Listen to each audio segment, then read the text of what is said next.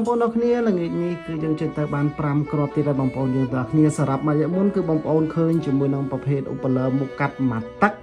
មេដៃ8ហ៊ុនមេដៃ2ជាន់បងប្អូនណាឥឡូវនេះដោយសារប្រភេទឧបលើនោះគឺលក់ដាច់ខ្លាំងមែនទែនជាមួយនឹងប្រភេទឧបលើនេះគឺមានភ្ញៀវគាត់ទិញផ្ដាច់មុខបងប្អូនយើងទាំងគ្នាឥឡូវនេះយើងចេញជាមួយនឹងប្រភេទឧបលើថ្មីគឺឧបលើមុខកាត់8ហ៊ុនឬក៏3អ៊ីងបងប្អូនណា4អ៊ីងមួយទឹកដល់ពេល3អ៊ីងគឺវាដល់មកតាក់គេវា8ហ៊ុនបងប្អូនយើងអត់គ្នាតជាមួយប្រភេទអូបឡឺនេះមុខកាត់3ហ៊ុនជាខ្សែមុខកាត់3អ៊ីងមេដៃ2ជាន់មេដៃរបស់វាគឺ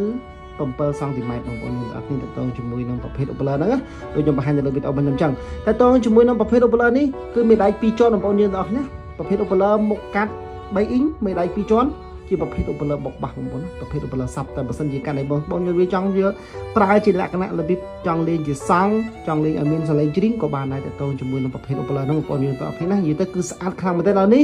យើងរៀបចំបាន5គ្រាប់ជូនបងអតិថិជនដែលឈ្មោះ Facebook របស់គាត់ដូចខ្ញុំបង្ហាញនៅលើវីដេអូរបស់ខ្ញុំអញ្ចឹងបងប្អូនយើងតើគ្នាតើជាមួយនឹងប្រភេទឧបលើនេះហើយសម្រាប់ប្រភេទឧបលើនេះគឺបងអតិថិជនគាត់ប្រាប់ឲ្យខ្ញុំផ្សារខ្សែបងជួយផ្សារខ្សែខ្ញុំមកហើយផងអញ្ចឹងបងប្អូនណានេះគឺខ្ញុំផ្សារខ្សែគាត់ឲ្យហើយត្មងជាមួយនឹងទៅដល់គឺគាត់ចាប់យកតខ្សែយកទៅបងប្អូនយើងតើគ្នាតើជាមួយនឹងប្រភេទឧបលើនេះណាគាត់យកជាមួយនឹងប្រភេទឧបលើនេះ5គ្រាប់អញ្ចឹងយើងតខ្សែគាត់5គ្រាប់ដល់បងប្អូនយើងតនេះមានតខ្សែឲ្យមកស្អាតរៀបចំជូនបងប្អូនមកស្អាតតែម្ដងបងប្អូនតជាមួយនឹងប្រភេទឧបលើហ្នឹង